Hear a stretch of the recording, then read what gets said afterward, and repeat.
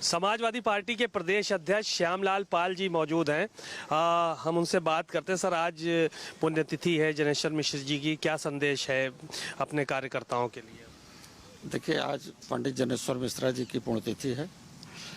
एक छोटे लोहिया के नाम से पूरे देश की राजनीति में प्रसिद्ध हैं और डॉक्टर लोहिया की विचारधारा को समाजवाद के माध्यम से जन जन तक पहुंचाने की अपील जो माननीय स्वर्गीय पंडित जनेश्वर मिश्र जी ने की है, उसको हम सब लोग करके गांव तक, गांव की गलियों तक और ऐसे शोषित वंचित समाज पीड़ित लोगों तक पहुंचाने का काम कर रहे हैं, जिससे कि जो इस समय भारत के संविधान को खतरा है, लोकतंत्र का गला घोटा जा रहा है और इस देश में मूल रूप से जो ओबीसी, एससी, एसटी और आदिवासी समाज के लिए संविधान में जो आरक्षण की व्यवस्था है, उसकी पूरी तरह से वर्तमान सरकारें अनदेखी कर रही हैं।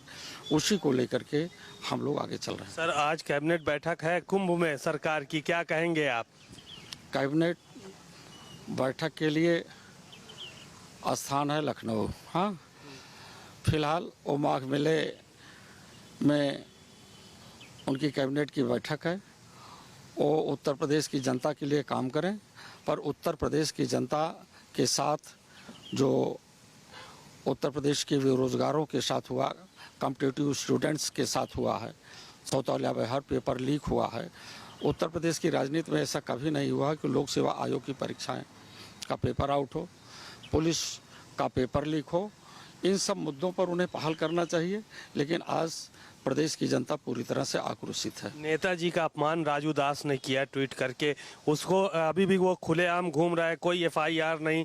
क्या कहेंगे इस तरह के जो अपमानजनक टिप्पणी साधु संत कर रहे हैं नेताओं के ऊपर, नेताजी के ऊपर टिप्पणी की और बहुत अभद्र टिप्पणी की? ऐसा ये साधु संत लोग अपने जो इनके एक प्रकार से कह लीजिए कि राजनीतिक धर्मगुरु हैं। देश की पार्लियामेंट में देश का गृह मंत्री बाबा साहब डॉक्टर अंबेडकर पर अमर्यादित बातें किया और टिप्पणी किया। इसी प्रकार से बाबा साहब अंबेडकर से लेकर के महात्मा ज्योतिबा फूले, छत्रपति साहू महाराज जी, जगदेव बाबू कुशवाहा जैसे लोगों पर हमेशा अन्याय हुआ है, उनके लोगों पर अन्याय होता चला आ रहा है। उसी प्रकार से ये जो माघ मेले में जिन्हें संत तो मैं नहीं कह सकता हूँ, जिनके अंदर इस प्रकार की अभद्र बातें हो, जो देश के लोगों ने और उत्तर प्रदेश के लोगों ने मुख्य रूप से धरती पुत्र की संज्ञा दी हो, इतना सम्मान हो और देश के रक्षा के मामले में जहां कभी सैनिकों का सम्मान इस देश में टोपी के माध्यम से होता था, उनके पूरे परिवार को के बीच में उनके शहीद अर्थी को ले आकर के सम्मानित करने का काम माननीय नेताजी धरती पुत्र मुलायम सिंह यादव ने किया है।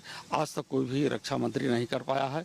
ये अमर्यादित भाषाएं बंद करें और सरकार को, माननीय मुख्यमंत्री जी को चाहिए कि ऐसे लोगों के खिलाफ कड़ी से कड़ी कार्रवाई की। आखिरी सवाल और ले लीजिए। वक्फ की संपत्तियों को लेकर कल जेपीसी हुई थी, सरकार कह रही है कि 80% संपत्ति तो सरकारी है, 20% वक्फ बोर्ड की है। ऐसा है, अब इसको तो मुख्यमंत्री जी को समझना चाहिए।